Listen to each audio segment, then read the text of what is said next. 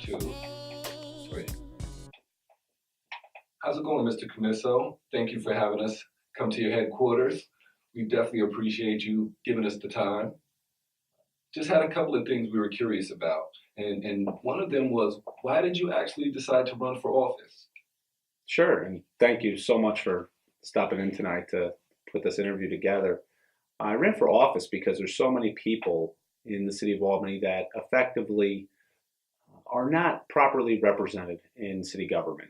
They have a council member, they have citywide elected officials, but they don't have their voices heard in city government. And we know that when we look at this economy we have in the city of Albany, that there is a number of people that are not beneficiaries of the current economy we have. We've had a growth of luxury housing over the past several years, but we have not had those benefits from those projects that are not paying tax bills.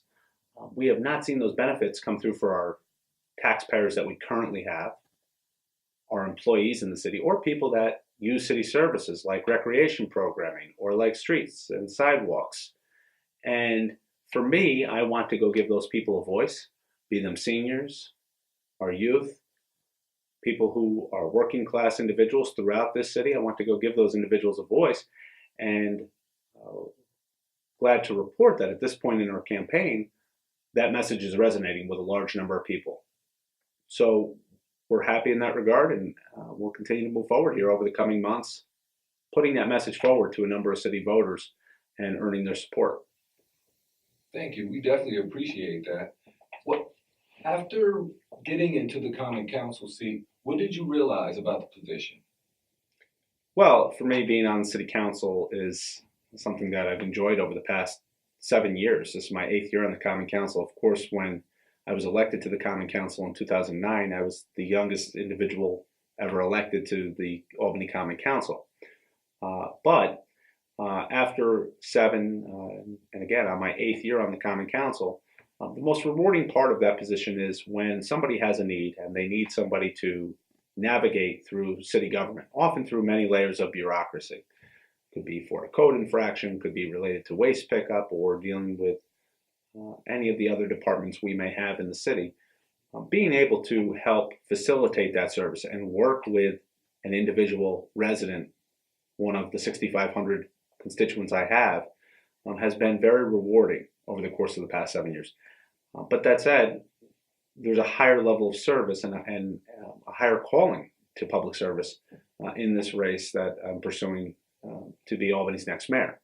That is to say that there's much more good I can do through being the mayor and through affecting policies which I believe would affect a greater number of people. So when we talk about children in the city and having programming in July and August when school is no longer in session, or in the afternoons during the school year at 3, 4, 5, 6, 7 o'clock. When I think about seniors, and we have tens of thousands of seniors in the city of Albany that are effectively on fixed incomes, and they are paying tremendously large proportions of their disposable income on property taxes. It's about giving those people a voice, and I think I can do that through this campaign for Mayor of Albany and through service in that role of Mayor of Albany come January 2018. Definitely. So what, if anything, has changed in the Common Council since you've been there? Certainly, we've had 2 different mayors, right? We had Mayor Jerry Jennings, and now our current incumbent, Kathy Sheehan, has 2 different mayors, and they bring with them each 2 different styles. I would say that I felt that the first term I was on the Common Council, there was a more deliberative body where public policy decisions were more than just at some farcical face value level considered. I mean, that's what we're doing now on the Common Council. There was some level of deliberation and debate about major areas of public policy last term. So there's been a level of frustration there for myself and other council members. Certainly, I don't speak on behalf of other council members, but I think there's other council members as well that have been frustrated by the lack of discourse, the lack of a good, objective debate about issues. And insofar as that has occurred, it's been disappointing. And I think it's been disappointing for a number of Albany residents as well. As an example, in 2016, the city implemented a trash fee that Mayor Sheehan had advocated for. That was a charge to renters only in the city of Albany for $180 per unit. So it's not a light charge. It's $15 per month that would effectively be passed along to renters throughout the city. And this is a city where we've already, and at that point we had already begun to see some of the warning signs of an affordability crisis in the city of Albany. An issue that was traditionally reserved for downstate had now become an Albany issue for quality, affordable housing, or a lack of quality, affordable housing in this instance. And when that trash fee was passed along, we actually just looked up the minutes the other day from that meeting, myself and some other folks that are helping me here with the campaign. And of 25 public speakers at that meeting, 24 of them had testified and offered their testimony to the Common Council that night about the trash fee and had been opposed to it. And there was one individual who had come in and had supported the trash fee. But nonetheless, to have 24 people or 96% of the public come in and speak about an issue and still see the Common Council take that issue and still move forward with something that had been grossly unpopular, I think was very frustrating to many in the public. So forget me as a Common Council member, as a political figure, my feelings about being frustrated, put that aside. But the members of the public who came there, they said, geez, 96% of us spoke tonight and spoke against this policy. We did not want to see this policy implemented as it had been crafted, And I think they left there speechless that night. And that's been the feeling of frustration that I think the public has felt increasingly during this term into now in 2017 as we enter city elections for a number of seats. So you believe, after getting in office, that you can do a much, much better job as being the mayor? Certainly our form of government in the city of Albany reserves more ability to affect public policy to the mayor. And there's other governments where the legislature does have powers and authorities. Certainly at the county level, the county legislature has a certain level of ability to affect public policy.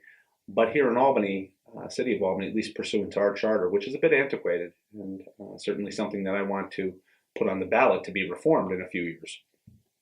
But our charter certainly reserves much more of those abilities to the mayor's office.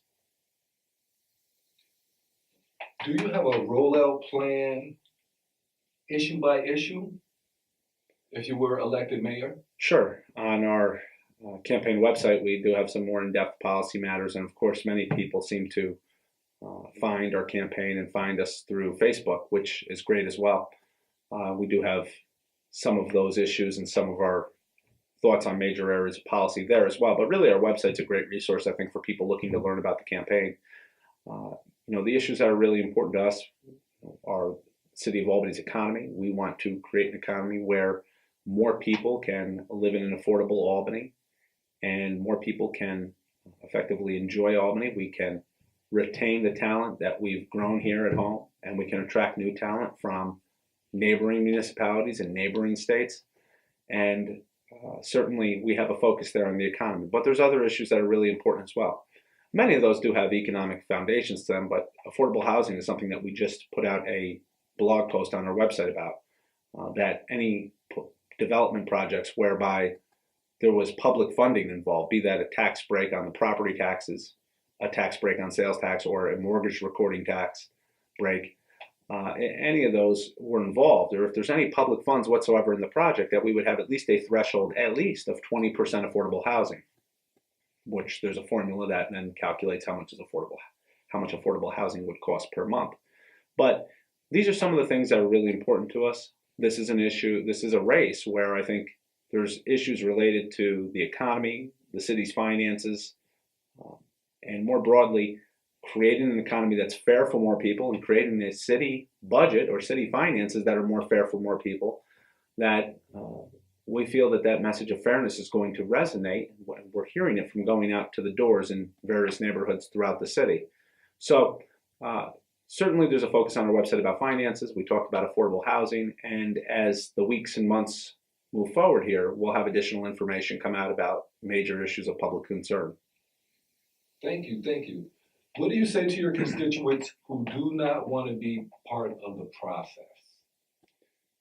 Well, I'm glad that you asked that, because there was a race in 1993, 24 years ago, when there was nearly 25,000 people who voted in the 1993 mayoral primary. And in 2013, we had under 11,000 people participate in the city's Democratic primary, which, for argument's sake, many people feel with a very high percentage probability confidence that it is the deciding race, of course. And for me, to see that drop-off of 14,000 voters between a 20-year period, 1993 to 2013, it's very discouraging, right? And there's people that have a level of skepticism about the political process. We came off of a national election last year that left many people feeling dissatisfied with the political process as it relates to the federal government. And one of the objectives that we have here as a campaign is to say, we had 10,700 voters in citywide elections in 2013 or 4 years ago. We want to increase that number. And my hope is that the other candidates as well will go make efforts to increase that number, that we get more people to participate from more areas of the city, from various demographic and socioeconomic backgrounds.